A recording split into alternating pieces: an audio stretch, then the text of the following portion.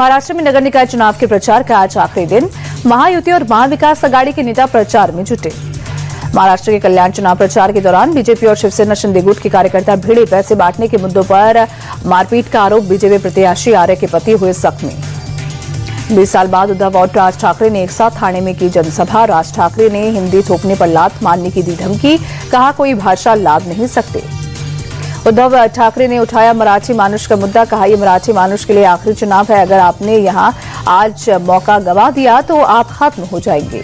महाराष्ट्र के सीएम देवेंद्र फडणवीस का उद्धव और राज ठाकरे पर पलटवार। कहा अगर मराठी खतरे में थे तो ये दोनों 30 साल से क्या कर रहे थे।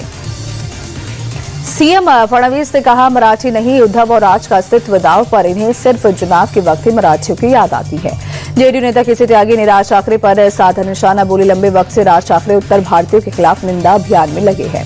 केसी त्यागी ने कहा सभी उत्तर भारतीयों से मेरी अपील है कि इस बार बीएमसी चुनाव में राज ठाकरे के सभी उम्मीदवारों की जमानत जब्त करें।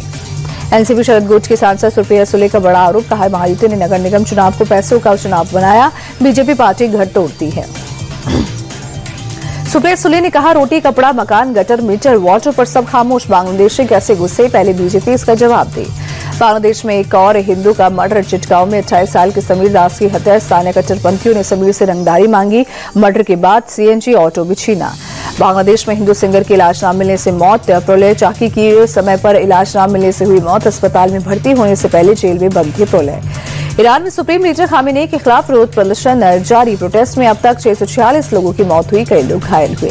वहीं ईरान में देशव्यापी विरोध प्रदर्शन के बाद अब तेहरान की सड़कों पर हजारों की तादाद में उतरे। सरकार के समर्थन में लोग इंकलाब चौराहे की तरफ किया मार्च। ईरान में जारी प्रदर्शन के बीच अमेरिका और ईरान के बीच बातचीत संभव। अमेरिका ने कहा ईरान की तरफ से बातचीत का प्रस्ताव मिला। प्रस्ताव पर विचार जारी।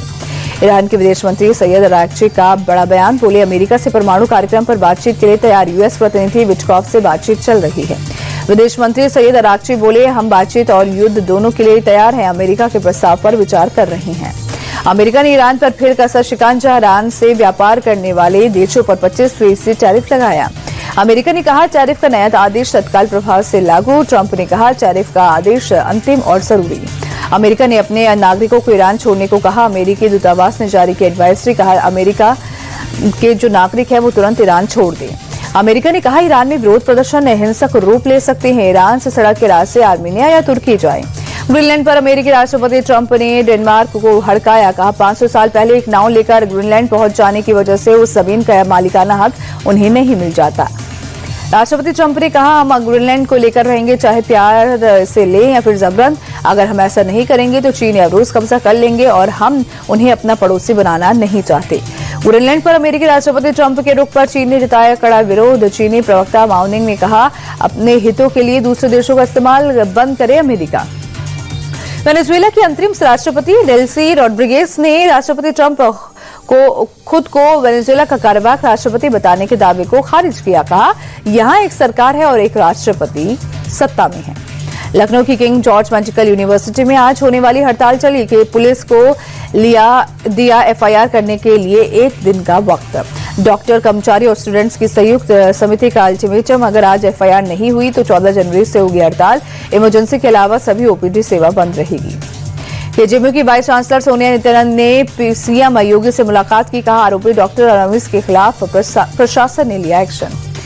केजीएमयू की फैक्ट फाइंडिंग कमेटी ने धर्मांतरण मामले की एसटीएफ से जांच की सिफारिश की। राज्य सरकार को जांच के लिए पत्र लिखा।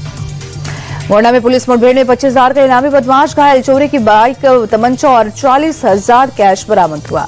गाजियाबाद में हत्या के मामलों में 2 आरोपी पुलिस मुठभेड़ में गिरफ्तार। एनकाउंटर में बदमाशों के पैर में गोली लगी। 2 तमंचे कारतूस भी बरामद। दिल्ली के पश्चिम बिहार इलाके में स्थित एक जिम में फायरिंग। लॉरेंस बिश्नोई गैंग से जुड़े रणदीप मलिक ने सोशल मीडिया पर पोस्ट कर गोलीबारी की जिम्मेदारी ली। पंजाब के पटियाला में शूटरों के साथ पुलिस की मुठभेड़। 2 शूटर्स गिरफ्तार। बदमाशों के पैर में गोली लगी। 2 पिस्टल, 1 बाइक बरामद। जबरन वसूली डकैती के मामलों में थे आरोपी। उत्तराखंड के बागेश्वर में भूकंप के हल्के झटके। रिक्टर स्केल पर 3.5 तीव्रता का आया भूकंप। दिल्ली में शीतलहर के साथ प्रदूषण की डबल मार। आनंद विहार इलाके में गंभीर श्रेणी में पहुंचे एयर क्वालिटी इंडेक्स। AQI 400 के पार। विमेंस प्रीमियर लीग में आज मुंबई इंडियंस और गुजरात जायंट्स का मुकाबला। नवी मुंबई में शाम 7:30 बजे से खेला जाएगा मैच। मुंबई की टीम 2 मैचों में 1 जीत के साथ तीसरे नंबर पर काबिज। गुजरात जायंट्स की टीम 2 जीत के साथ दूसरे नंबर पर काबिज। विमेंस प्रीमियर लीग में रॉयल चैलेंजर्स बेंगलोर की लगातार दूसरी जीत यूपी वॉरियर्स को 9 विकेट से शिकस्त दी।